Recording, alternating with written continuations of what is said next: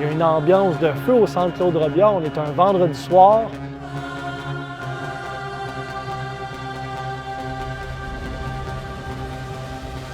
La fumée s'échappe du terrain, la fumée s'échappe des joueurs.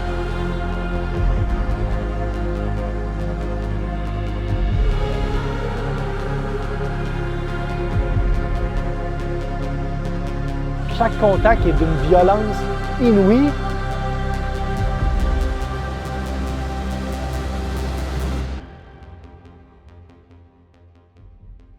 Suite à notre titre national en 2024, évidemment, la première chose qu'il faut faire, c'est qu'il faut célébrer, il faut être content, il faut apprécier le moment qu'on vient d'avoir tous ensemble. C'est des moments qui sont rares, c'est des moments qui sont chers, c'est des moments qui sont précieux. Il faut prendre le pas de recul pour vraiment être en mesure de se reposer, de se rendre compte de l'exploit qui vient d'être réalisé.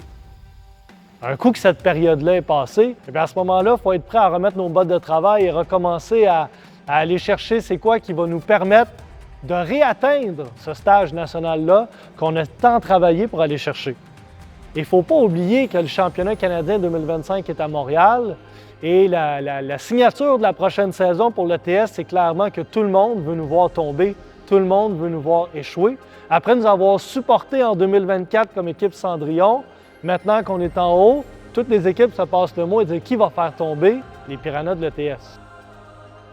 Sur le début de saison, c'est vrai que sur le plan comptable, on part sur une fiche parfaite. En plus, on joue les 3 premières équipes qui faisaient partie du top 4 l'année précédente. Avec un petit peu de recul, je pense qu'on a été un petit peu trop impatient par rapport aux prestations qui avaient été réalisées lors des nationaux précédents.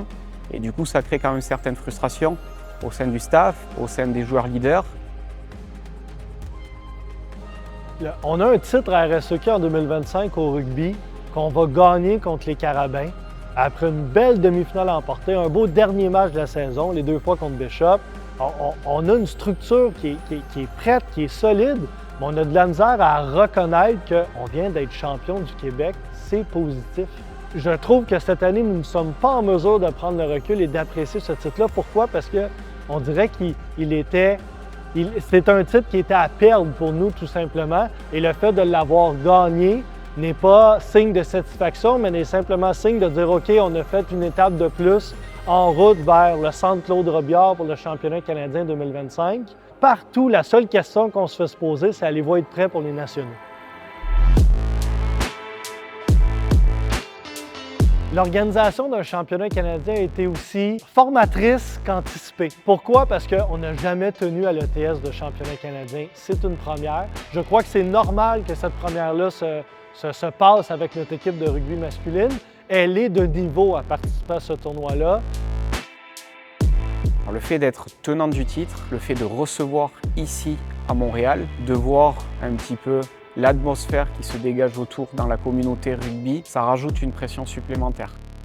C'est drôle, on a eu une préparation dans la saison qui était difficile, on avait de la difficulté à trouver sa satisfaction, même si on a une saison parfaite. Et puis on arrive en demi-finale, j'ai trouvé l'équipe très confiante, donc elle était très bien préparée. Chapeau aux entraîneurs qui ont été très exigeants envers les joueurs, mais cette exigence-là s'est avérée payante pour cette demi-finale-là parce qu'on affronte une équipe du même niveau que nous. Et on en sort victorieux, puis encore une fois, on s'en va aller chercher un coup de pied de pénalité, un drop kick, puis qu'on va se glisser pour une 2e finale consécutive canadienne.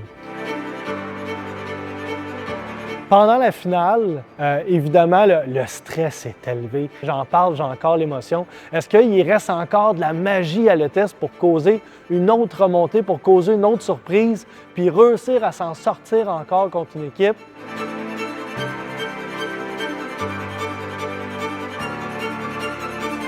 Cette fois-là, la loi de la moyenne nous rattrape. L'ETS n'est pas capable de compléter la remontée. On est passé très près, mais on n'est pas capable de compléter la remontée. Puis c'est une équipe très talentueuse, très bonne, qui mérite le titre national également, qui va se faufiler avec cette victoire-là. On n'aura pas le même groupe l'année prochaine, on n'aura pas le même groupe dans 2 ans. Donc c'est un éternel un petit peu recommencement de devoir régénérer l'équipe sur les hommes, sur ce que l'on met en place au niveau de l'entraînement, tactiquement, pour essayer d'évoluer, de s'adapter. Et notre programme s'est construit sur l'humain. On a traversé des périodes difficiles, des périodes plus joyeuses et on ne s'est jamais lâché. Aujourd'hui, il ne faut pas s'empêcher de continuer de rêver. Il faut laisser personne nous fixer de limites.